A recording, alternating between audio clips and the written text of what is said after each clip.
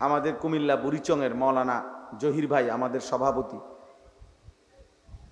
গত 2-3 দিন আগে উনি একটা মাহফিলের ডেটের জন্য, ওনার এক বন্ধু মৌলানা ডেটের জন্য আমারে খুব বারবার বিরক্ত করছে। পরে আমি অনেক দেখে একটা ডেট তারিখ বলছি। আজকে দুপুরবেলা ওনার সাথে দুপুরের খানা খাইছি, উনি বলতেছে ভাই যার জন্য ডেটটা নিছিলাম আমি বারবার বিরক্ত করলাম। উনি তখন আমারে বলছে উনি খুব অসুস্থ, ঢাকা হসপিটালে ভর্তি, লিভার জন্ডিস হয়েছে। এরপরে যখন আমি ডেটটা দিলাম এরপরে আর ওনার ফোন ঢোকে না, ঢোকে না বহুত চেষ্টা করে উনি বলতেছেন যে আমি ওর ভাইয়ের নাম্বার সংগ্রহ করে ওর বাইরে বললাম যে উনি তো ফোনটা ধরতেছে না, আপনার ভাই কি হয়েছে ওনার, কই উনি হসপিটালে আছে, উনি জানে। উনি কাঁদতেছে, কয় যে ভাই হুজুর আমার বাড়িতে আধা ঘন্টা হয় মারা গেছে, ইন্তেকাল করছে আজকে। তো উনি আমারে আজকে বলতেছে আমি ওনারে ডেটটা জানাইতে পারলাম না।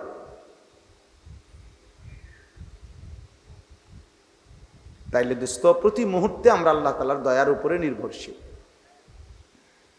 শুধু শুধু ফাইজলামি করা ঠিক না। দিন রাত এই ঠাট্টা মস্কারি, হাসি ঠাট্টা, হই হুল্লুর, আড্ডাবাজি, এই মোবাইল, এই পাগলামির কোনো অর্থ নাই। আমি আসলেই না, কোনো ফায়দা নেই একেবারেই। এত সুন্দর জীবন নিজের হায়াত নষ্ট করা উচিত না, উচিত না। আমার আপন সমুন্দির আজকে এখন অপারেশন হচ্ছে, ওই যে লোকমান ভাইয়ের পিত্তথলির পাথর অপারেশন। এখন যেই ডাক্তার ঠিক করছিলাম গত সপ্তাহে, পরিচিত ডাক্তার, উনি এ সপ্তাহে অপারেশন করার কথা। ওনারে শনিবার দিন ফোন দিছিলাম, উনি বলতেছে হুজুর দোয়া করবেন, আমি ঢাকা ইউনাইটেড হসপিটালে ভর্তি, আমার হার্টে 3টা ব্লক ধরা খাইছে, আমার অপারেশন পরের দিন সকালবেলা। মানে আমি যাকে দিয়ে অপারেশন করাবো, যে ডাক্তারকে দিয়ে, আমার রুগীর আগে ওনার অপারেশন হয়েছে। তাহলে দুনিয়া কি সাংঘাতিক বাস্তবতা। প্রতি মুহূর্তে আমরা আল্লাহ তাআলার দয়ার উপরে নির্ভরশীল, আল্লাহ তাআলার রহমের উপরে নির্ভরশীল। কিন্তু তোমরা এটা বুঝতে চাও না। যতক্ষণ পর্যন্ত বিপদ কাঁধের উপরে না আসে, যতক্ষণ পর্যন্ত আল্লাহর গজব না পড়ে অনেকের উপরে, এমন দুষ্ট, এই দুষ্ট কোনোভাবেই বুঝতে চায় না যে তার উপরে বিপদ আসবে। এই বদনসিব বুঝতেই চায় না। আল্লাহর আযাব না আসা পর্যন্ত তার ঘাড়ে, তার কাঁধে বড়সড় কোনো বিপদ, অ্যাক্সিডেন্ট, দুর্ঘটনা না আসা পর্যন্ত বুঝতেই চায়। সে মনে করে সে আশেপাশের 1000 মানুষ মরে যাক, সে মরবে না। আশেপাশের 1000 মানুষের অ্যাক্সিডেন্ট হোক, ওর হবে না কিছু। তো এটাই বললাম যে প্রত্যেক জাহান্নামী বলবে আমি 2টা ভুল করে ফেলছি, মনোযোগ দিয়ে শুনি নাই, কথাগুলো নিয়ে ভাবি নাই। ভাবলে আমি পারতাম। 1.25 ঘন্টা ফজরের ওয়াক্ত, প্রায় 4 রাকাত নামাজ আমি এটা আদায় করতে পারতাম। 3.5 ঘন্টা 4 ঘন্টা জোহরের নামাজ, এটা ওয়াক্ত 10-12 রাকাত নামাজ আমি পারতাম। প্রায় 1.5 ঘন্টা আসরের নামাজের ওয়াক্ত আমি 4 রাকাত নামাজ ইজি পড়তে পারতাম, একটু যদি ভাবতাম, একটু ভাবতাম। তাইলে এইটাই প্রত্যেক জাহান্নামী বলবে। আমার কাছে 100 টাকায় 2.5 টাকা যাকাত চাইছে, 97.5 টাকা আমাকে রাইখে দিতে বলছে। আমি তো ইজি দিতে পারতাম, ইজি দিতে পারতাম। আমার সারা জীবনে 60 বছরে একবার হজ করতে বলছে, একবার।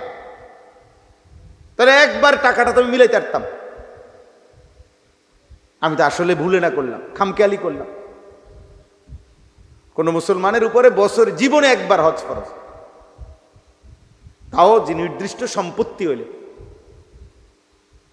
তাইলে আমার উপরে কোরবানি ওয়াজিব, তো এই নির্দিষ্ট পরিমাণ সম্পত্তির কারণে অল্প কয়টা টাকা খরচ, 20-25 হাজার টাকা খরচ করলেই আমি কোরবানিটা দিতে পারতাম। তদুপরি কোরবানিটার মধ্যে আমি বাহ্যিকভাবেও এই গোশতটুকু তা আল্লাহ আমারে দয়া করে খাওয়ার অনুমতি দিয়ে রাখছে।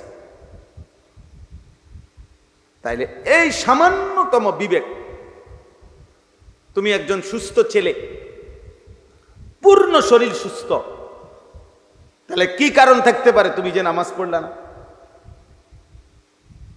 কি কারণ? খামখেয়াল।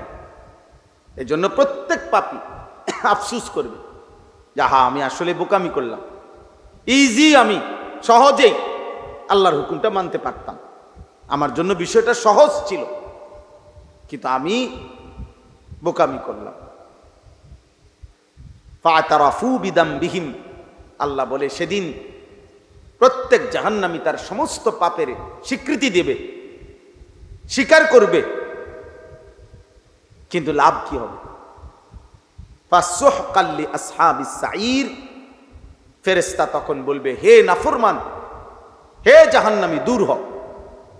স্বীকার করে আজ লাভ নাই, জাহান্নামেই পড়তে হবে, আগুনেই পড়ে থাকতে হবে। কোরআনুল কারীমের মধ্যে আছে, ইয়াউমা ইদিন ইয়াতাযাক্কারুল ইনসান ওয়া আন্না লাহুদ যিকরা, সেদিন আখিরাতে প্রত্যেক মানুষ তার দুনিয়ার সব কিছু মনে পড়বে। ওয়া আন্না লাহুদ যিকরা, কিন্তু বলো না বান্দা, মনে পড়ে কি লাভ হবে? আল্লাহই বলতেছে, বলো মনে পড়ে কি হবে সেদিন লাভ? কোরআনুল কারীমের মধ্যে আছে, জাহান্নামী ফেরেশতাকে বলবে, ফেরেশতা আল্লাহকে বলো না আমাকে মৃত্যু দিয়ে ফেলতে, আমি আর পারছি না। ফেরেশতা বলবে, না, ইন্নাকুম মাকিসুন, অনন্তকালের জন্য তোমাকে এই জাহান্নামেই থাকতে হবে, আর কোনোদিন মৃত্যু হবে না, আর কোনোদিন মৃত্যু হবে। এবং কোরআনুল কারীমের মধ্যে আছে, প্রত্যেক নাফরমানের পরিচিত ঈমানদার তাকে জাহান্নামের মধ্যে দেখবে এবং ডাক দিবে। প্রত্যেকের, তুমি কিংবা আমি, যার পরিচিত যে ঈমানদার জান্নাতি হইছে, সে তার পরিচিত জাহান্নামী যারা অগর দিকে তাকায় দেখবে ডাইরেক্ট, তাদেরকে দেখে দেখে ডাক দিবে, দোস্ত পেয়েছো তো, তুমি যা করেছ, আমি যা করেছি তাও পাইছি। খোদার কসম। এবং এটা বলছে যে কোনো মানুষ যেমন দুনিয়ার মধ্যে বলে, আচ্ছা দেখুম আরি কয়দিন নালে এই সুখ ভোগ করবা, না, জান্নাতি বান্দা সেদিন জাহান্নামীকে বলবে, আফামা নাহনু বিমাইয়িতিন, হে নাফরমান, আর কোনোদিন তোমার মৃত্যুও হবে না, আমার মৃত্যুও হবে না, অতএব আমার সুখেরও আর শেষ হবে না, তোমার দুঃখেরও আর শেষ হবে না। এটা বললে তাফসীরে আছে জাহান্নামীর কলজাটা ছিঁড়ে যাবে। আহা, একে তো আমার পরিচিত, সে জানলো আমি আগুনে, আবার দ্বিতীয়ত এই সিদ্ধান্ত শুনাইলো, আর কোনোদিন ওরও শেষ হবে না, আমারও শেষ হবে না। এজন্য ভাই, যে কিছু না কিছু বুঝ আমাদের প্রত্যেকের আছে। আমরা মুসলমান, নাহলে আমরা কেন মাহফিলে আসলাম? আমরা বুঝি আল্লাহ আছে, রসুল আছে, আখেরাত আছে, কবর আছে, মৃত্যু আছে, নাইলে আমরা আসলাম কেন? নাইলে আমরা বুঝলাম তো, আমরা তো বুঝি যেই আসছেন, ছেলেরাও যারা আসছে, ওরা যত মহব্বত করে আমাকে আসুক মনে করেন, এ তো এটা বুঝে এই হুজুর এ তো নাচ গানের কথা বলবে না, এ তো আখেরাতের কথা বলবে, কবরের কথা বলবে, পরকালের কথা বলবে, জাহান্নামের কথা বলবে। তাহলে এটা তো আব্বা তুমি বুঝো, এই জন্যই তো আসছো। তাহলে এবার একটু আগাইলে কি হয়? আল্লাহর পথে নামাজের জন্যে নিজেকে একটু আগাইলে ক্ষতিটা কি? ক্ষতিটা কি? বছরের পর বছর শুনলাম, এক এক সময় এক এক বক্তাকে পছন্দ করলাম, এক এক সময় এক এক বক্তার ওয়াজ শুনলাম, কারো সুর, কারো টান, কারো চিৎকার, কিন্তু আমার পরকালের কি হবে, আখিরাতের কি হবে আমাদের? এই জন্য আমরা মনে করাই দিলাম, এটা আমাদের ডিউটি। প্রতিদিন আমরা আলহামদুলিল্লাহ আখিরাত মনে করাই, প্রতিদিন। কেউ না শুনুক, কোনো অসুবিধা নেই। হযরত নূহ আলাইহিস সালাম 950 বছর মানুষকে আল্লাহর দিকে ডাকছে। 950 বছর, মাত্র 80 জন লোক কালেমা পড়ছে। 950 বছরে ওনার হাতে কালেমা পড়ছে কয়জন? শুধু 80 জন, শুধু 80। কি পরিমাণ নাফরমান ছিল সেই মানুষগুলো! আজ তাদের কি পরিণতি?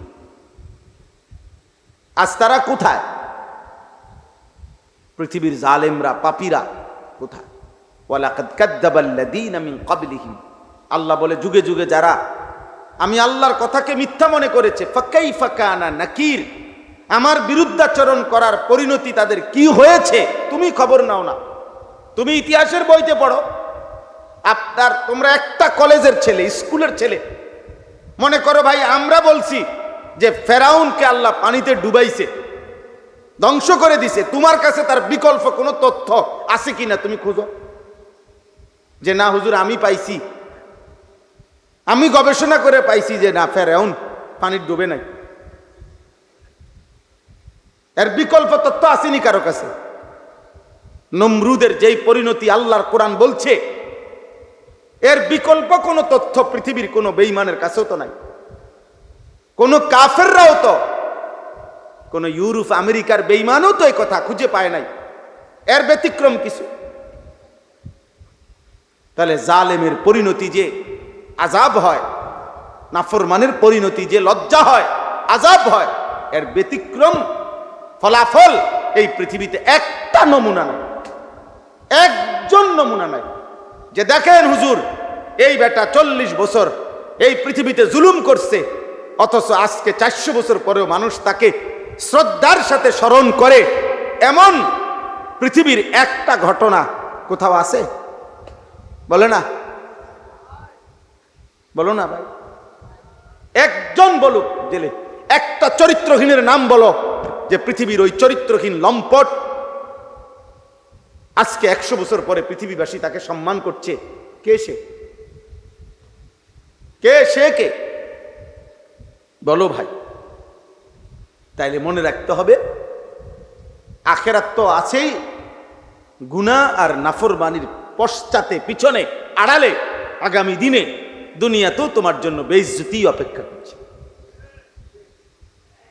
এই নারী, এই ছবি, এই মদ, এই জুয়া, এই মোবাইল, এই জিনা, এই ব্যভিচার, এই অশ্লীলতা, এই বেহায়াপনা, এই সুদ, হারাম, খোদার কসমের পিছনে অপমান, লজ্জা বংশের পর বংশ, প্রজন্মের পর প্রজন্ম বয়ে বেড়াইতে হয়। লোকে বলবে তোর দাদা অসৎ ছিলেন, তোর বাপ হারামখোর ছিলেন, তোর মা 2 নম্বর ছিল, তোর বোন 2 নম্বর ছিল। এই পাপের বোঝা প্রজন্মকে বইতে হয়, জেনারেশনকে বইতে হয়, পরবর্তী জেনারেশনকে বইতে হয়। এই জন্য আমরা মনে করাইলাম, প্রত্যেকের কাছে বললাম, অনেক নওজোয়ান ছেলে তোমরা আব্বা, তোমার লগে তুমি বুঝাপড়া করো যে তুমি শেষ পর্যন্ত পৃথিবীতে, আখিরাত তো আছেই, কিন্তু পৃথিবীতে তুমি কোনোদিন তোমাদের এই গুনার পরে এই যে বেনামাজি জীবন, নামাজ নাই, সেজদা নাই, আল্লাহ নাই, রসুল নাই, পাক নাফাকের ধারণা, এই নারী, ছবি, জিনা, ব্যভিচারের পশ্চাতে পিছনে আগামী দিনে পৃথিবীতে কোনো যুগে কোনো কালে তুমি কোনো সম্মান পাইবা পৃথিবীতে জীবিত থাকতে কিংবা মৃত, মরার পরে এদ্দুর ভাবনা। আজকে একবার বললাম, একজন বেনামাজি তুমি নতুন করে ভাইব যে পৃথিবী তোমাকে কি নামে স্মরণ করবে। একজন চরিত্রহীন, অশ্লীলতা, উলঙ্গতা যাদের জীবন, তোমার পিছনে বাবা ভাইব যে এই পৃথিবীতে তোমার মূল্যায়ন কি হবে। পৃথিবীর মানুষ, গ্রামের মানুষ, দেশের মানুষ তোমারে কি নামে চিনবে? ছি ছি ছি। আমাদের ছোটবেলার বন্ধুরাও আছে, আমার সাথে ছোট্টবেলায় প্রাইমারি স্কুলে একসাথে পড়ছি, ওই ছেলেরাও বেঁচে আছে এখন, আলহামদুলিল্লাহ। আমার চতুর্থ শ্রেণীর ক্লাস 4-এ যে আমার সাথে পড়ছে, সে জগন্নাথ ইউনিভার্সিটির লেকচারার, প্রফেসর। তার সাথেও আমার কথা হয়, সে আমার ক্লাস 4-এর সাথী। ও বললে, দোস্ত আমি বাকি স্যারদের কাছে, টিচারদের কাছে বুক ফুলাইয়া বলি যে এই মৌলানা আমার বন্ধু, ছোটবেলার সাথী। তো আমিও এখন বললাম যে আমার বন্ধু, সে আমার ছোটবেলার সাথী, সে এখন ইউনিভার্সিটির প্রফেসর। আমার জন্য এটা গৌরব, তার জন্য এটা কি গৌরব। সে যদি আমার কথা বলে তার জন্য গৌরব, আমি যদি তার কথা বলি আমার জন্য কি। তোমরা একটা ছেলে বলো, আব্বা তুমি কোন মুখে বলবা যে আমার বন্ধু ছিল যে 24 ঘন্টায় উলঙ্গ নারী দেখতো, আমারে দেখাইতো? এই জানোয়ারের নাম কেমনে নিবা? আমার একটা বন্ধু ছিল যে কোনোদিন পেশাব করে পানি নিত না, এই হাইওয়ানের নাম, এই কুকুরের স্বভাব, এই প্রাণীর নাম কেমনে নিবা আব্বা? এই পৃথিবীতে নিবা কেমনে? তোমার সন্তানরে কি শুনাইবা?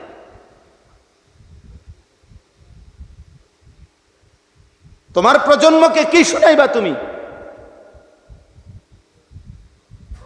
তোমার জেনারেশনকে কি শুনাইবা? একদিন তো তোমার ছেলে তোমার থেকে গল্প শুনতে চাইবে, একদিন তোমার ভাতিজা তোমার থেকে গল্প শুনতে চাইবে, একদিন তোমার ভাগিনা তোমার থেকে গল্প শুনতে চাইবে। তুমি কি বলবা? যে ভাতিজা, আমরা যখন তোদের বয়সী ছিলাম আমরা সারাক্ষণ নারী দেখতাম।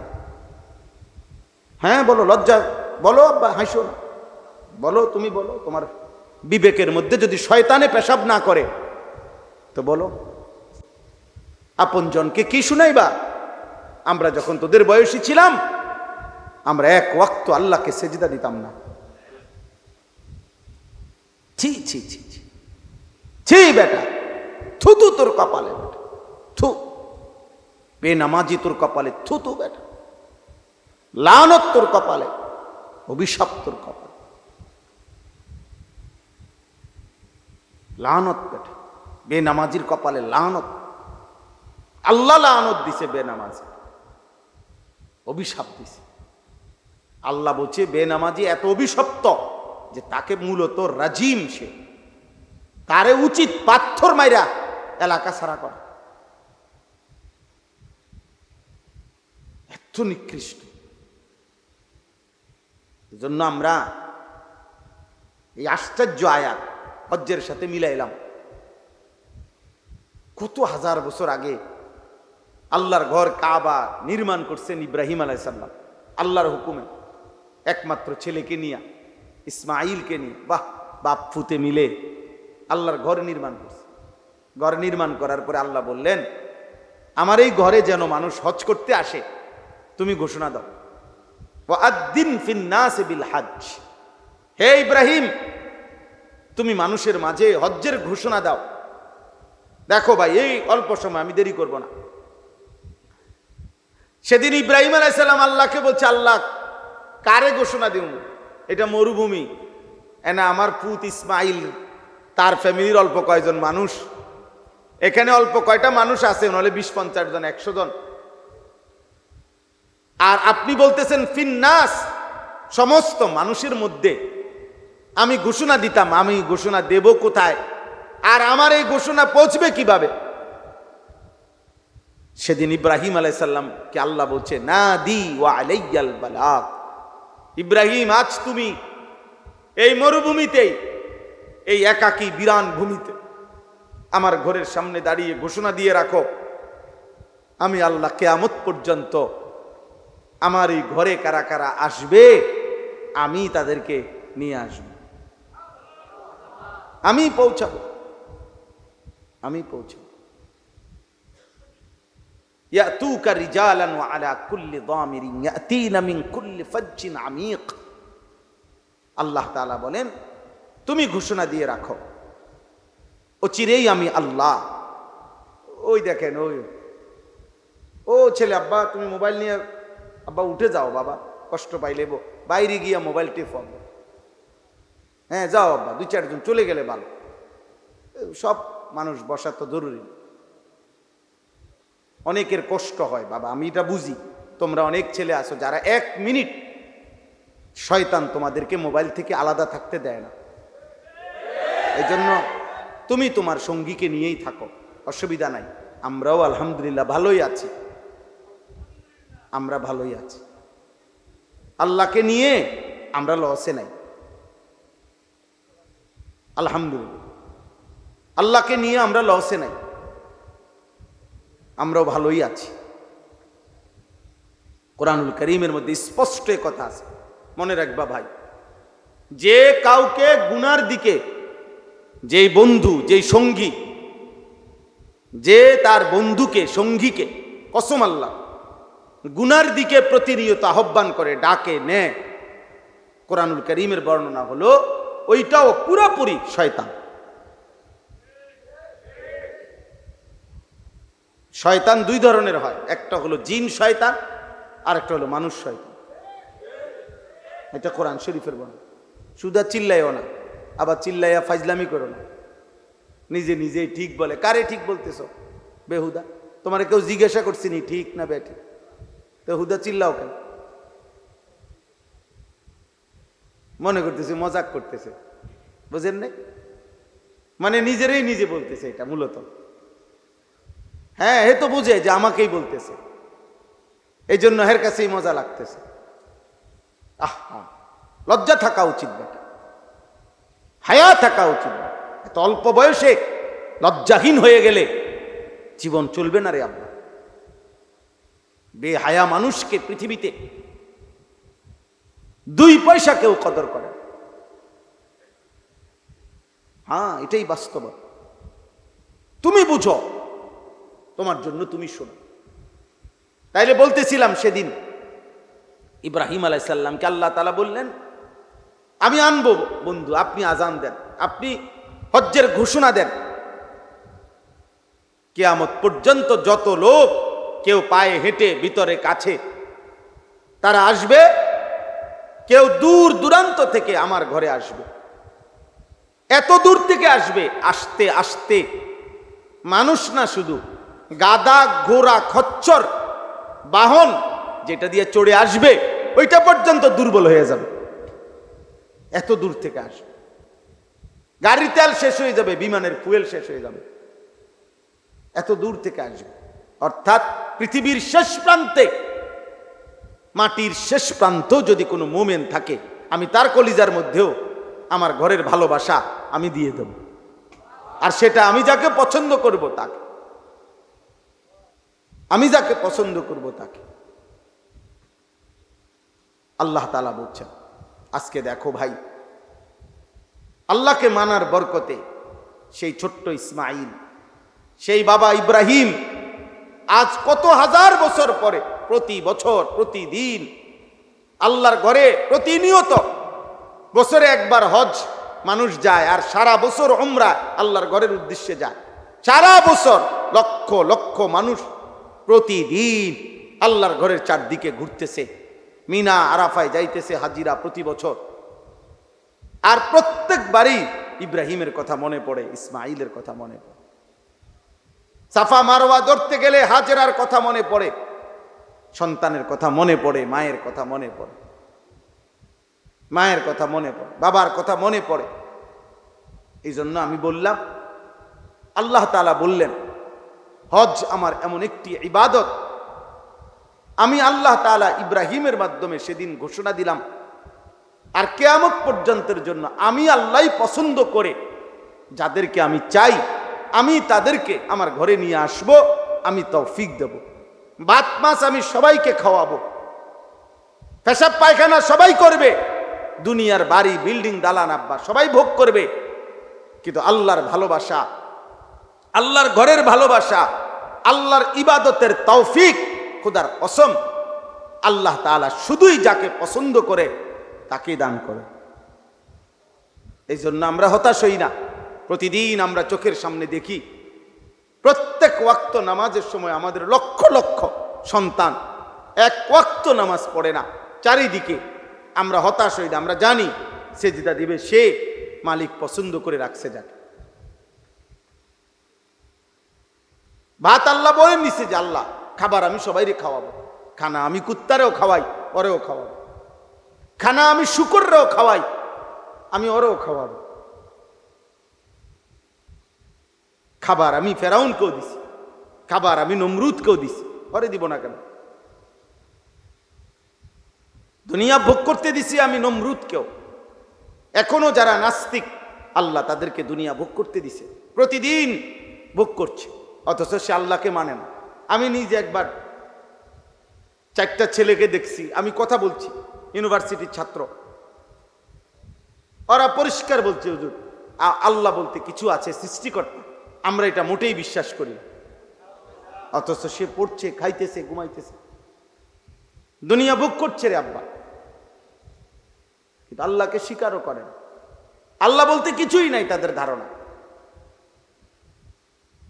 তসলিমা নাসরিন ওই বেটি আরো কত আগে, আমরা যে সময় ছোট, আজ থেকে নয়তো 30 বছর আগে, 35 বছর আগে এই বেটির বিরুদ্ধে আমরা মিছিল করছি। নাস্তিক সে, আজও সে বাইচা আছে, আল্লাহ তারা এখনো খাওয়াইতেছে। দুনিয়া মালিক যাকে তাকে খাওয়ায়, সবাইকে, অনুগত, অবাধ্য, ইমানদার, নাফরমান, কাফের, মুশরিক, বেঈমান, মানুষ, জানোয়ার, কীট পতঙ্গ, জন্তু। কিন্তু আখিরাত খোদার কসম আল্লাহ বলছে পরকাল ইবাদত, বন্দিগি, সেজদা, হজ, কুরবানি, আল্লাহর গোলামি, আমার ইবাদত, আমার হুকুম পালন, এটা আমি যাকে পছন্দ করি তাকেই শুধু তৌফিক দিয়ে থাকে। যার ফলে ইমানদার হাজার ব্যস্ততার ভিতরেও তার নামাজ ছুটে না। আমার শায়েখ আল্লামা মুফতি মুশতাকুর নবী সাহেব বলে, মুনাফিক ফজরের নামাজ পড়তেই পারে না, মোমেন ফজরের নামাজ ছাড়তেই পারে না। গোলাম তার মনিব আল্লাহকে ভুলতেই পারে না, নাফরমান তার মনিবের কথা মনেই পড়ে না, মনেই পড়ে না। আপনি দেখেন, সে তার সাধারণ থেকে সাধারণ বন্ধুর কথা মনে রাখছে, এত বড় আল্লাহ যে তাকে 24 ঘন্টা লালন পালন করে, সে তাকে একটা বারও মনে করে না, একটা সেজদা দেয় না। আমার তো প্রায় এটা মনে হয়, বেনামাজিকে যদি কোনো কুত্তার জবান থাকতো, কুত্তা থুতু দিত। শুকরের যদি জবান থাকতো তো সে থুতু মারত তার পাপা, বলতো বেটা আমি কুত্তা তো এই জন্য সেজদা করি না, যেহেতু আল্লাহ আমাকে বলে নাই, তোকে তো বলছে, শুধু বলে নাই, তোকে ডাকতেছে প্রতিদিন 5 ওয়াক্ত নামাজে তোকে ডাকে, তুই কেমন জানোয়ার রে, আল্লাহকে একটা সেজদা দাও না। কুকুরের জবান থাকলে কুকুর বলতো, শুকরের জবান থাকলে শুকর বলতো। এজন্য প্রিয় ভাই, নিজের উপরে দয়া করো, তোমার উপরে তুমি দয়া। শেষ পর্যন্ত মনে রাখতে হবে, আমরা যদি নিজের কথা নিজে মনে না রাখি, পৃথিবীর কারোর সময় নাই, সবাই সবাইকে নিয়ে ব্যস্ত, কারো হাতে টাইম নেই, কারো হাতে, সবাই ব্যস্ত, সবাই ব্যস্ত, সবাই। এমন অসংখ্য বাপ আছে, উনি গত 6 মাসে উনার ফুতেরে এক শব্দ কথাও জিজ্ঞাবার টাইম পাইছে না। উনি যে সময় রাত্রে আসে ফুতেও ঘুমায়, উনি যে সময় ভোরে চলে যায় সে সময় হইতে ঘুমায়। বেডিরে বলে দিছে টাকা পয়সা যা লাগে কইও নিতে, আছে না এমন? ব্যস্ত, সবাই ব্যস্ত, আপন বাবাও ব্যস্ত, আপন মাও ব্যস্ত, এই পৃথিবীর সব ব্যস্ত আমরা, কারো হাতে টাইম নাই। অতএব আমি যদি আমাকে ভুলে যাই, আমারে মনে করাই দিবে কে? আমারে আল্লাহ মনে করাই দিবে কে? একদিন আমি কবরে চলে যাব, একদিন আমি জাহান্নামে চলে যাব, একদিন জাহান্নামের আযাবে চলে যাব। নাউযুবিল্লাহ, আল্লাহ আমাদেরকে হেফাজত করে। তাইলে আল্লাহ তাআলা বললেন লিয়াশহাদু মানাফিআ লাহুম, ওয়ায়াযকুরু ইসমাল্লাহি ফি আইয়ামিন মা'লুমাত আলা মা রাযাকাহুম মিন বাহিমাতিল আনআম। আল্লাহ বলেন, আমার ঘরে আমি কেন আনবো আমার বান্দাকে? এই যে কাবা, মসজিদে হারাম, এই যে এখন লক্ষ লক্ষ হাজিরা পৌঁছে গেছে আল্লাহর ঘরের কাছে, আল্লাহ বলেন আমি কেন নেই? আল্লাহ বলেন আমার বান্দাকে আমি তার নিজ চোখে, আমার আল্লাহ বলে তার কল্যাণ, তার দুনিয়া আখেরাতের উপকার তার নিজ চোখে দেখাইবার জন্য আমার ঘরে আমি নিয়েছি। আমি তাকে কল্যাণ দেখাবো, আমি তাকে আখেরাতের এবং দুনিয়ার কল্যাণ আমি নিজে তাকে দেখাবো। ওয়ায়াযকুরু ইসমাল্লাহি ফি আইয়ামিন মা'লুমাত আলা মা রাযাকাহুম মিন বাহিমাতিল আনআম। আল্লাহ বলেন এবং কুরবানির জন্য যে কয়টি দিন আমি আল্লাহ নির্ধারণ করেছি, সেই কয়টি দিনে আমার বান্দা আমি আল্লাহর স্মরণ করবে, জিকির করবে, এই উদ্দেশ্যে আমি আল্লাহ কুরবানির বিধান দিলাম। এখানেও এই কথা স্পষ্ট। দ্বিতীয় অংশ, আমরা যারা মনে করি ঈদ মানে আনন্দ, অথচ আল্লাহ তাআলা বলছে ঈদ মানে জিকির, ঈদ মানে আমার স্মরণ, ঈদ মানে আমার বন্দিগি, ঈদ মানে আনন্দ না, ঈদ মানে হারাম না, ঈদ মানে গান না, ঈদ মানে নাচ না, ঈদ মানে আল্লাহর জিকির। আল্লাহ বলছে কোরবানির নির্দিষ্ট দিনগুলোতে আমার বান্দা যেন আমাকে স্মরণ করতে পারে, এজন্য আমি কোরবানির বিধান দিলাম। আমি হালাল প্রাণী জবাই করার অনুমতি দিলাম। ফাকুলু মিনহা ওয়া আতইমুল বাঈসাল ফাকির। আল্লাহ বলেন হ্যাঁ, সাথে সাথে আমি যেই অনুমতি দিছি কোরবানির প্রাণী জবাই করে তুমিও খাও, অভাবী, দুঃখী, নিঃস্ব তাদেরকেও দাও, খাওয়াও। তাইলে আল্লাহর ইবাদত করতে পারা, আল্লাহকে ডাকা, এটাই মুমিনের আনন্দ। আমরা কিতাবের মধ্যে পড়ছি যে একজন মুমিনের প্রতিদিন, যেই দিন সে আল্লাহর নাফরমানি করে নাই, 5 ওয়াক্ত নামাজ আদায় করছে, আল্লাহর হুকুমের উপরে থাকছে, খোদার কসম বুজুর্গানে দিন বলে এমন প্রতিদিনই মুমিনের ঈদ, এমন প্রতিদিনই। কুল্লু ইয়াউমিন ইয়ামুররু আলাইকা লাম তাসিল্লাহ ফি ফাহুয়া ঈদুন। প্রত্যেক ওই দিন যেই দিন তোমার উপর দিয়া গেল আর তুমি আল্লাহর নাফরমানি করো নাই, সেটাই তোমার ঈদ। আর গুনাহ আর নাফরমানির মধ্যে প্রতিদিনই জাহান্নাম, সেটা আনন্দ না। আগুন কখনো আনন্দ হইতে পারে না। অতএব নাচ কখনো আনন্দ নয়, নাচ হচ্ছে আগুন। নারী কখনো হারাম নারী, এটা কোনোদিনও খোদার কসম আনন্দ নয়, এটা জাহান্নাম, আগুন। গান, বাদ্য, মদ, জুয়া, সুদ, কিস্তি, হারাম, বেপরদিগি, বেহায়াপনা, এই জীবন আনন্দ নয়, বরঞ্চ এটা আগুন। আগুন কোনোদিন আনন্দ হইতে পারে না, আনন্দ হইতে পারে। অতএব আমি একটা ছেলেকেই বললাম, একজন বাবা আপনাকেই বললাম, আপনারা আমরা ইদানিং কালে আইসা আমরা বললাম না, ইদানিং কালে আইসা আমরা বেশি অস্থির হলো, আমাদের প্রজন্মের এই ছেলেগুলো নিয়ে আমরা বেশি টেনশনে আছি। আমাদের এই লাখ লাখ এক বয়সী ছেলে, এরা কি কারণে নামাজ পড়তেছে না, কেন আমি বুঝতেছি না। এরা আসলে কিভাবে এভাবে একজোট হয়ে গেল? সংখ্যাগরিষ্ঠ নওজোয়ান 18 বছর, 20 বছর, 22 বছর, গড়ে এরা শতকরা 95 এভাবে বেনামাজি হয়ে গেল কেন? মানে কিভাবে তারা এই কথার উপরে একমত হইল যে এই বয়সটা আমরা আল্লাহর নাফরমানি করে, আল্লাহর সাথে যুদ্ধ করে, আল্লাহর সাথে লড়াই করে আমরা কাটাবো। তিনি বলবেন যা, আমরা করব তার উল্টাটা। এইটা কেমনে হইল রে আব্বা, কেমনে হইল? তোমরা এই ধারণা মনে করো সামনের যে কয়জন বইছ তোমাদেরকে বলি বাবা, তোমরাই বলো আল্লাহর সাথে তোমরা আসলে কেন এই যুদ্ধে নামলা? বিষয়টা কি আসলে? আল্লাহর সাথে তো বাবা কোনো কালে কোনো দিন কেউ পারে নাই, কেউ পারে নাই। আল্লাহ বলছে বান্দা খবর নাও তুমি, আমি তো, আমার সাথে তো কেউ পারে নাই কোনোদিন। কোনো ব্যক্তি, কোনো গোষ্ঠী, কোনো কওম কেউ টিকে নাই, কেউ টিকে নাই। আজকে একটি ঐতিহাসিক দিন 5ই মে 2013 সালের 5ই মে মোমেনের রক্ত ঝরেছিল যেদিন আল্লাহর দ্বীনের জন্য, রাসূলুল্লাহ সাল্লাল্লাহু আলাইহি ওয়াসাল্লামের ইজ্জত আর সম্মানের জন্য। সেদিন শাপলা চত্বরে যেই মোমেনদের রক্ত ঝরেছিল সেই রাত আজকে 5ই মে। কিন্তু পৃথিবী সেদিন জালেম আর জালেমের অনুসারীরা বিদ্রুপ করেছিল। মুমিনের রক্ত ঝরিয়ে, রক্তকে বলছে রং, হাসি ঠাট্টা মজাক করছে। সেদিন ভাবে নাই যে এই রক্তের বদলা দিতে হবে, এই জুলুমের বদলা দিতে হবে। সময়ের ব্যবধানে একদিন জালেমই পতন হয়েছে, জালেমই পলায়ন করেছে। মসজিদ, মাদ্রাসা, ওলামা, ইমানদার আজও আগের মতোই আছে, আগের মতোই আছে। এজন্য বাপ মনে রাখ, পাপী হারায় যাবে, ইমানদার টিকে থাকবে।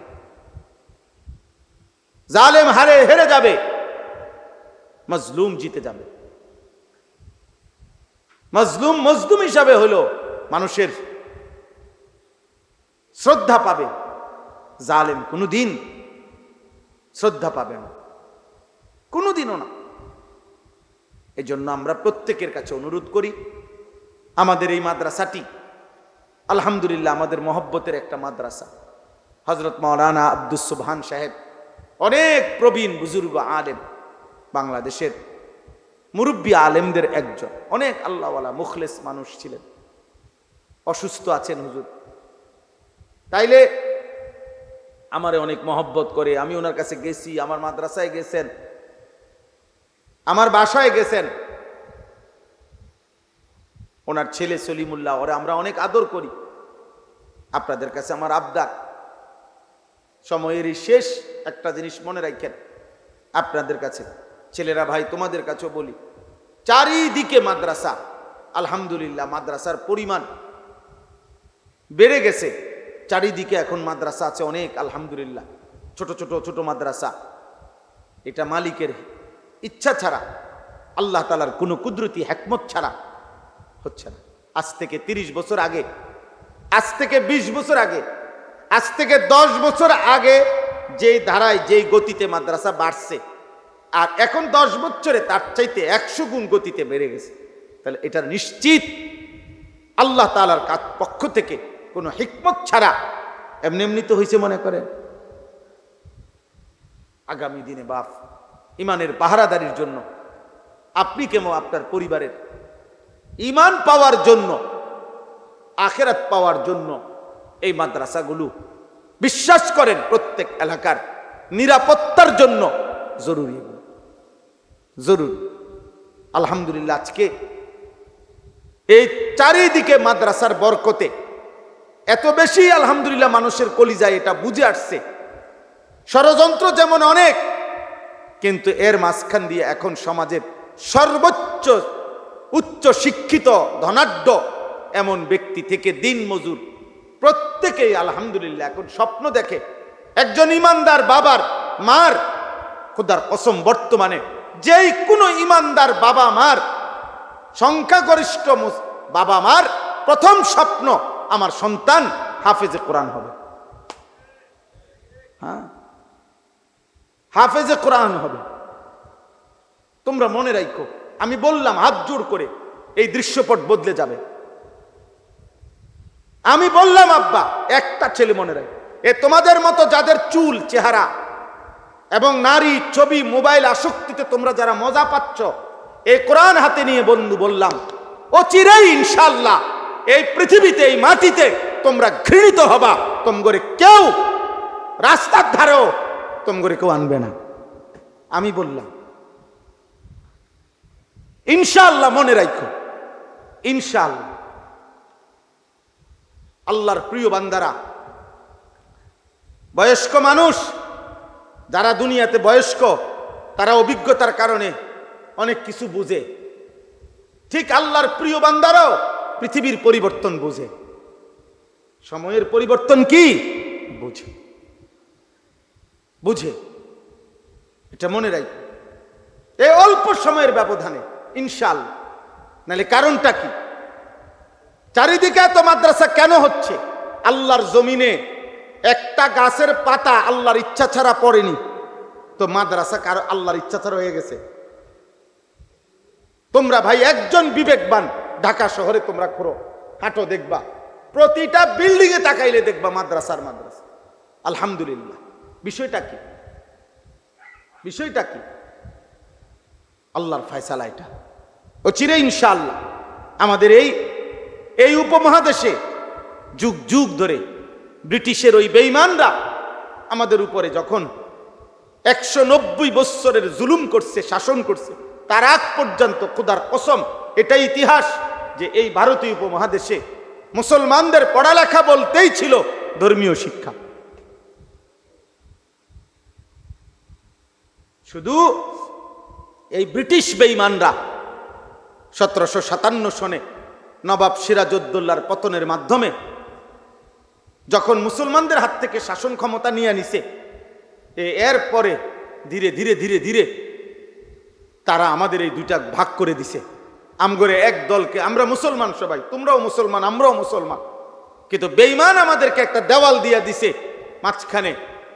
এই পাশে আমরা কিছু হইলাম হুজুর, ওই পাশে তোমরা কিছু হইলা জেনারেল। টোটাল আমাদেরকে চিহ্ন পরিবর্তন করে দিছে যে দেখলেই বুঝবেন এটা হুজুর, এটা হলো জেনারেল।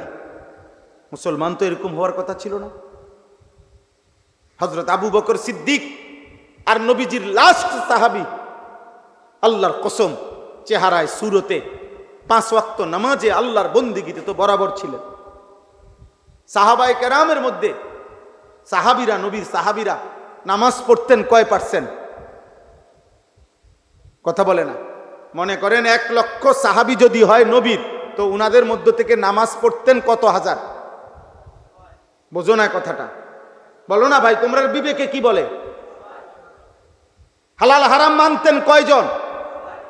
তাইলে মুসলমান তো এমনই ছিল। আমরা কিতাবে পড়ছি, ইতিহাসের কিতাবে একটা জামানায় ছিল মুসলিম শিক্ষা প্রতিষ্ঠান থেকে জোহরের নামাজের ওয়াক্ত হইছে, তো মসজিদে যারা ঢুকতেছে ছাত্র শিক্ষক, আমরা কিতাবে পড়ছি যে ইনিও শিক্ষক, ইনিও শিক্ষক, কিন্তু এই মাত্র উনি পড়াই আইছে ক্লাসে হাদিস, উনি পড়াই আসছে জ্যোতির্বিদ্যা, মানে ওই মহাকাশ উপরে যে গবেষণা করে এই বিদ্যা, উনি উস্তাদ, উনিও উস্তাদ। আবার উনার কাছে যে ছাত্ররা পড়ছে এরা এতক্ষণ বিজ্ঞান পড়ে আসছে, জ্যোতির্বিদ্যা, আর এরা পড়ে আসছে হাদিস। কিন্তু আল্লাহর কসম কিতাবে আছে মুসলমানদের এক জামানা ছিল এই ছাত্র আর এই ছাত্র নামাজের ওয়াক্তে মসজিদে ঢুকছে একসাথে, চেহারা দেখে বোঝা যায় নাই যে এরা আরবি পড়ছে, এরা জেনারেল পড়ছে। বুঝেন নাই কথাটা? ইনি হুজুর, ইনি স্যার, এ কথা আলাদা ছিল না মুসলমানের। মুসলমানের এটা ছিল না রে আব্বা। বেঈমান আমাদেরকে এটা দিয়ে গেছে, ব্রিটিশ আমাদেরকে আলাদা করে দিছে। আজকে আমরা তাকাইয়া তাকাইয়া দেখি তোমরা আমাদের ভাই, অথচ তোমাদের চুল বেঈমানের মতো। আমরা আফসুস করি, তাকায়া থাকি। তোমরা আমাগরে নিয়ে হাসি ঠাট্টা করো, তোমরা মোল্লা নিয়া হুজুর নিয়া, হুজুরের কথা নিয়া তোমরা মজাক করো। আহা, তোমরা কি পরিমাণ নিজেকে বুদ্ধিমান ভাবছ। কাফের মুশরিকদের অনুসরণ করে নিজেকে বুদ্ধিমান ভাবছ তোমরা। আফসুস, আফসুস। মাত্র সর্বোচ্চ 3 থেকে 5% ছাত্র, ছেলে মেয়ে মুসলিম বর্তমানে মাদ্রাসায় পড়ে। কমপক্ষে 95 থেকে 97% সন্তান স্কুল কলেজে পড়ে, জেনারেল লাইনে পড়ে। বাংলাদেশে কমপক্ষে 5 কোটি নিয়মতান্ত্রিক বাচ্চা পড়ালেখা করে বাংলাদেশে। এই 5 কোটি বাচ্চার মধ্যে মাত্র 3 থেকে 5% মাদ্রাসায় পড়ে, আর সব স্কুলমুখী। বেঈমানের সফলতা এটা, ব্রিটিশের সফলতা। ওরা চলে গেছে আমাদের এই উপমহাদেশ থেকে, ওদের ক্ষমতা এখন আর আমাদের দেশে নাই, আমাদের এই উপমহাদেশে। কিন্তু ওদের সেই বীজ, ওদের সেই ফিকির, এটা স্পষ্ট ইতিহাসের বইতে লেখা আছে। ব্রিটিশ বলে গেছিল, আমরা এই উপমহাদেশে এমন শিক্ষা দিয়ে গেলাম, এমন শিক্ষানীতি পড়ালেখা দিয়ে গেলাম, অচিরেই এই উপমহাদেশের এই পড়ালেখা করে আমাদের রক্তে মাংসে হবে ভারতীয় এই উপমহাদেশের, আর চিন্তায় চেতনায় হবে ইংরেজ। আজ তোমাদের কাছে মুসলিম ঘরে জন্ম নিয়ে কাফেরের চুল, কাফেরের পোশাক, কাফেরের লিবাস, কাফেরের স্টাইল তোমাদের পছন্দ। ওরা এটাই চাইছিল, ওরা এটা বলে গেছিল এটাই হবে, আর এটাই হয়েছে, এটাই হয়েছে। আমরা ওই দিন পড়লাম আধুনিক লেটেস্ট ইউরোপের, আমেরিকার, ইউরোপের এই আধুনিক পৃথিবীর, গোটা পৃথিবীর আধুনিক ব্যবসার পলিসি করতে চাচ্ছে তারা, যে you are own nothing but you are happy. মানে এটা নতুন স্লোগান আসতেছে, এই কিছুদিনের মধ্যে শুনবা তোমরা, যে আপনার কোনো মালিকানা থাকবে না কোনো কিছুর উপরে, তবে আপনার কোনো কষ্টও থাকবে না, আপনার সকল চাহিদা ওরাই পূরণ করবে, আপনার কোনো মালিকানা নাই, আপনার আলাদা কোনো মেয়ে হবে দরকার নাই, আপনার আলাদা কোনো স্ত্রীর দরকার নাই, আপনার নারীর চাহিদা যখন দরকার ওটা পূরণ হয়ে যাবে। আপনার খাবার দরকার, এখানে আপনি হালাল হারাম যাচাই করে আলাদা বাচ্চা, এত কিছু আপনার দরকার নাই, আপনার টেনশন না থাকলেই তো হইছে, আপনার সমস্যা না থাকলেই তো হইছে, আপনার চাহিদা পূরণ করবে। এই প্রস্তুতি নিচ্ছে ইউরোপ। নাউজুবিল্লাহ, নাউজুবিল্লাহ। তোমরা অপেক্ষা করো আব্বা, তোমরা অপেক্ষা করো, সেদিন চোখের পানি ফেলে কাঁদবা নিজের সন্তানের কুফরি দেখা, কারণ তোমার হায়াত তুমি যেমনে পার করছো, তোমার সন্তান তোমারে তার বদলা দিবে, মনে রাখো ইনশাআল্লাহ। তোমার গুনাহ, তোমার নাফরমানির বদলা তোমারে করায় গন্ডায় তোমার পরিবার বুঝাই দিবে। দেখো তো, আল্লাহ আমাদেরকে হেফাজত করে, আল্লাহ আমাদেরকে হেফাজত করে। আমরা আল্লাহর দিকে ফেরা দরকার, আমরা মাদ্রাসামুখী হওয়া দরকার, আল্লাহর কোরআনমুখী হওয়া দরকার, নামাজমুখী হওয়া দরকার। আল্লাহ আমাদেরকে তৌফিক দান করে। আলহামদুলিল্লাহ, আমরা বারবার জিজ্ঞাসা করছি, খবর নিছি, এই মাদ্রাসা মাওলানা সলিমুল্লাহ বললেন অল্প একটু জায়গার জন্য সর্বোচ্চ চেষ্টা করতেছেন। যাদের জায়গা, যাদের মাধ্যমে আল্লাহ যদি দয়া করে, আল্লাহ রহম করে, আল্লাহ যেন কবুল করে, আল্লাহ যেন এই মাদ্রাসার একটা পূর্ণাঙ্গ সুন্দর জায়গার পূর্ণ ইন্তজাম যেন হয়। জায়গার দান মনে রাখবেন, জায়গা দান করলে মাটি, তো এটা বড় বরকতের বিষয় হলো যে মাদ্রাসা এরপরে এখানে হইলে যতদিন এখানে আল্লাহর কোরআন পড়া হবে, দিন পড়া হবে, পৃথিবীর কেউ যদি ওর নাম মনে না রাখে, খোদার কসম আল্লাহ তাআলা তো দেখছে, যত বাচ্চা, যত দিনই কাজ এখানে হবে, তত সমস্ত কাজের নেকি ওই জায়গাওয়ালার আমল নামায় নিশ্চিত সওয়াব আসতেই থাকবে, আসতেই থাকবে, আসতেই থাকবে, আসতেই থাকবে, কোনো সন্দেহ নাই। আপনার নাম কেউ মনে না রাখো, পৃথিবীর কেউ মনে না রাখো, মনে না রাখলেই কি হইব? সওয়াব কি মানুষে দেয়নি? কথা বলে না, সওয়াব মানুষে দেয়, কে দেয়? তো আল্লাহ ভুলবে কখন? আল্লাহ ভুলবে কখন? কোনদিন আল্লাহ ভুলবে? কোনদিন আল্লাহর মেমোরি থেকে হারায় যাবে কোনদিন? তাইলে তাইলে আমি যে 10টা টাকা দিছি, তো টিয়া মাত্র 10টি, এই কারণে হয়তো দুনিয়ার মানুষ, দুনিয়ার হুজুর ধরেন মাত্র 10 টাকা দিছি দেখে আমার এটা মনে রাখছে না। 20-50 টিয়া কে মনে রাখে? কিন্তু 10 টাকার দান আল্লাহ ভুলে যাবে? তো আল্লাহ নেকি দিবে না? তো আমার যিনি নেকি দিবেন উনি না ভুললেই তো হইল, আর উনি তো ওয়াদা দিছেন তিনি কখনো ভুলে না। এই জন্য মাদ্রাসায় দান করবেন, মাদ্রাসায় সন্তান পড়তে দিবেন, মাদ্রাসার জন্য নিজের মহব্বত রাখবেন। আমি বললাম, আমার এই কথা বুঝলে বুঝলেন, না বুঝলে নাই। যদি বুঝেন মনে রাখেন, আগামী দিনে উম্মতের, এই পৃথিবীর, এই উপমহাদেশের, আমাদের মুসলমানদের ইনশাআল্লাহ ঈমান ইসলামের যাবতীয় বিষয়, আখিরাতের বিষয় আগামী দিনে আরো বেশি মাদ্রাসার সাথে জুড়বে ইনশাআল্লাহ, মাদ্রাসার সাথেই মিলবে ইনশাআল্লাহ। আগামী প্রজন্ম আরো ব্যাপক হারে আল্লাহর দ্বীন শিখবে ইনশাআল্লাহ। আমি বললাম গুনার মাত্রা তোমরা বাড়াইয়ে ফেলছো, এরপরে ইনশাআল্লাহ আগামী প্রজন্ম আল্লাহ ইচ্ছে করলে, হয়তো মালিকের দয়া হলে ইনশাআল্লাহ আমরা আশা করি ব্যাপকভাবে আল্লাহর দিকে ফিরবে। এখনো ফিরছে অসংখ্য। আমি চিনি এমন বহু যুবক গুনাহ করতে করতে ক্লান্ত হয়ে গেছে। খোদার কসম, এই কোরআন সামনে বললাম, ওর আর ভাল লাগে না। আমার তো পকেটে সব সময় আমার পকেটে কাগজ থাকে, বহু যুবকের চিঠি থাকে আমার কাছে জানায় আমার সাথে ওরা, অর্থাৎ আর এই পরিমাণ এত কম বয়সে নারী অশ্লীল ছবি দেখে ফেলছে, এই হাইওয়ান তার আর গুনার মধ্যেও কোনো মজা নাই। হ্যাঁ, আর কি দেখবো? বোঝা না, আর দেখবে কি? তে তো সবই দেখে লাইছে, দেখতে দেখতে তো ক্লান্ত হয়ে গেছে সে, গুনাহ করতে করতে তো ক্লান্ত হয়ে গেছে। এবার ফিরতে চায়, নতুন কিছু চায়, আর এই নতুনটাই ইসলাম, নতুনটাই আল্লাহর কোরআন। আর ইনশাআল্লাহ যে কোরআন ধরবে, যে সেজদা দিবে, সে যদি 100 বছরও সেজদা দিতে থাকে, আল্লাহর কোরআন পড়তে থাকে, খোদার কসম একদিন 1 সেকেন্ডের জন্য তার কোনোদিন বিরক্তি আসবে না, বিরক্তি আসবে।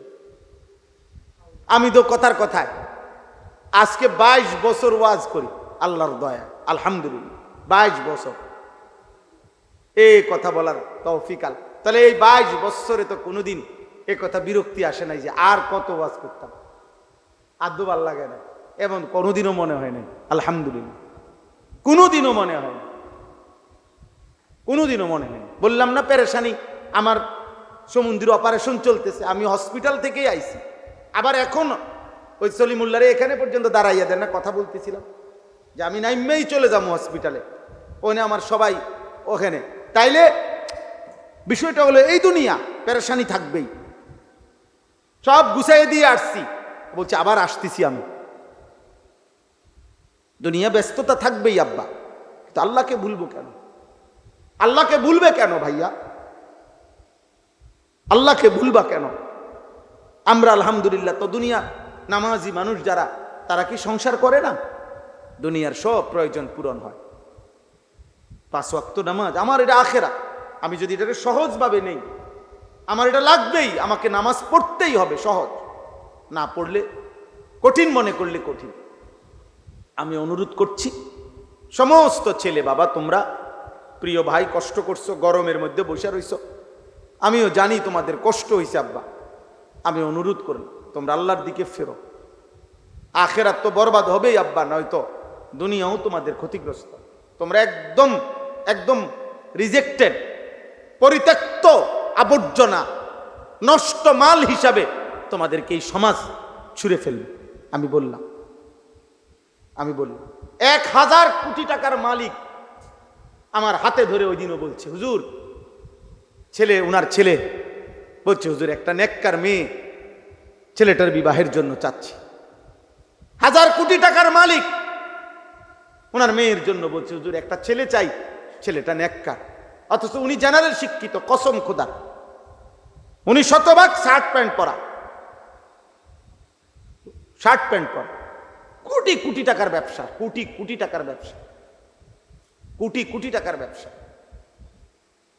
হ্যাঁ, মজা নাই।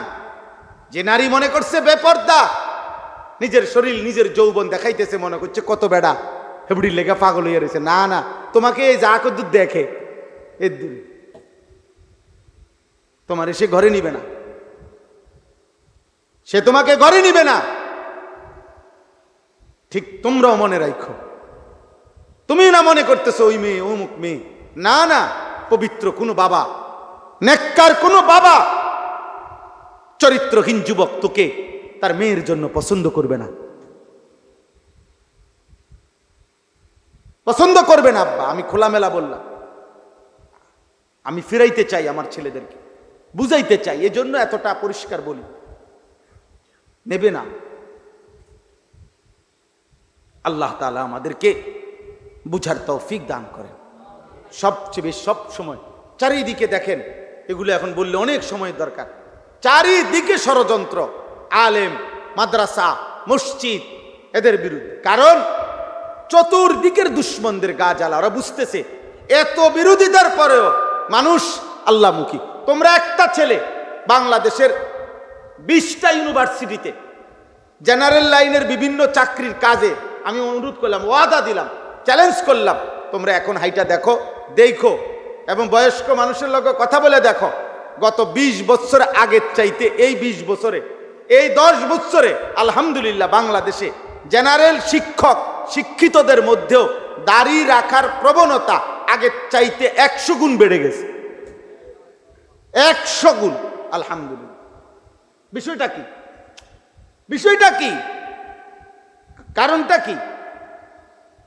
হিজাব, বোরকা পরিহিতা নারী কলেজে গিয়ে হাঁটো, চলো ইউনিভার্সিটিতে চলো, দেখো গিয়ে হিজাব পরা নারী আলহামদুলিল্লাহ গত 30 বছরের চাইতে, 20 বছরের চাইতে এই 10 বছরে উল্লেখযোগ্য হারে বোরকা পরিহিতা নারীর পরিমাণ বেড়ে গেছে।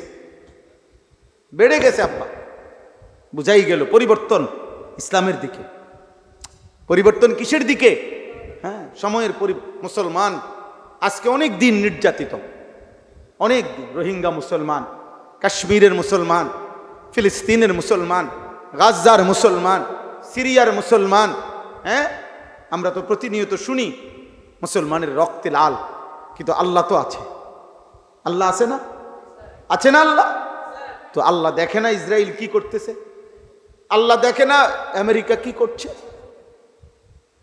হ্যাঁ, সিরিয়ার যেই জালেমের পতন হয়েছিল, তো ওই সিরিয়ার এক মুসলিম ছোট্ট মেয়ে মৃত্যুর পূর্ব মুহূর্তে, আমরা তখন তো সারা পৃথিবী এটা দেখছিল, 6-7 বছরের একটা মেয়ে বোমের আঘাতে যখন রক্তাক্ত হয়ে গেছিল, তখন শেষ নিঃশ্বাস মরবার আগ মুহূর্তে বাচ্চা মেয়ে এটা বলছিল, আমি চলে যাচ্ছি, আমি আল্লাহকে গিয়ে বলবো,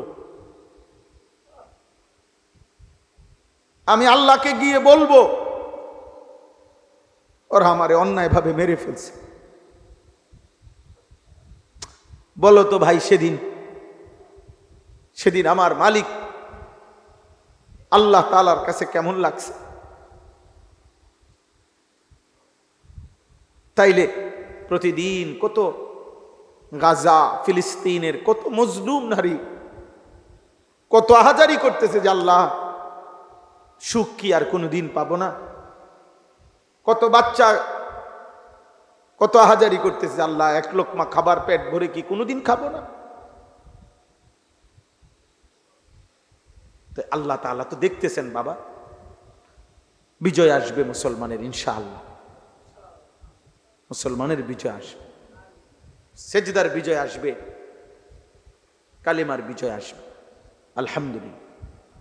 তোমরা আল্লাহর দিকে ফেরো, চেষ্টা করো, বলো ইনশাআল্লাহ। ফজরের নামাজ পড়ো ভাই, 5 ওয়াক্ত নামাজ পড়ো, চেহারা সুন্দর করো, চুল স্বাভাবিক রাখো। আব্বা, তুমি মুসলমান, তোমার ধর্মই তোমার জন্য সুন্দর, তোমার আল্লাহই তোমার প্রিয়, তোমার নবী তোমার প্রিয়, দুশ্মন তুমি তোমার জন্য ভাবে না। অতএব আল্লাহর দিকে ফেরো, 5 ওয়াক্ত নামাজ পড়ো, সেজদা করো, শরীরটা নাপাক করো, পেশাব পায়খানা করে ঠিক মতো টয়লেট পেপার ব্যবহার করো, পানি ব্যবহার করো। অশ্লীল ছবি, নারী, উলঙ্গ দৃশ্য দেখলে বীর্যপাত হয় আব্বা, বীর্যপাত হইলে ওই শরীর নাপাক হয়, আর তার উপরে গোসল ফরজ। আর এমন নাপাক মানুষের জন্য জঘন্য, এই নাপাকি নিয়ে তুমি চলতে থাকো, তোমার উপরে তো আল্লাহর সৃষ্টি সব লানত দেয়। কসম খোদা, তুমি যে 1 ঘন্টা 2 ঘন্টা ধরে নারী দেখলা, ছবি দেখলা, তোমার তো বীর্যপাত হয়েছে, হারাম। তুমি তো টেরও পাও নাই হয়তো, অথবা টের পাইছো। তো তুমি এই নাপাক শরীর নিয়া কেমনে চলতেছো? খাইতেছো কেমনে? ঘুমাইতেছো কেমনে? এই পৃথিবীতে হাঁটতেছো কেমনে? এই মাটি যদি তোমারে ধসায় দেয়, আল্লাহ কোরআনে বলছে তো, আমিনতুম মান ফিস সামা আন ইয়াখসিফা বিকুমুল আরদ। আল্লাহ বলছে তোমরা কি আল্লাহ থেকে নিরাপদ হয়ে গেলা? এই বান্দা, তুমি কি জানো না আল্লাহ চাইলে মাটিতে ধসাই দিতে পারে? কারুনকে কে মাটিতে ধসাইছে? তো তিনি নাই? আব্রাহার বাহিনীকে পাথর দিয়ে ধ্বংস করছে কে?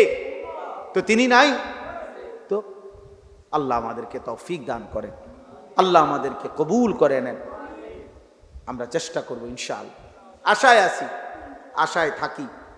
দেখবা আমরা খবর পাই সারা বাংলাদেশে একজন ছেলে, দুইজন ছেলে আল্লাহর দিকে ফিরে। এই আশায় বুক বাইদা এত কষ্ট করি, দৌড়াই, কি শীত, গরম, রোদ, বৃষ্টি।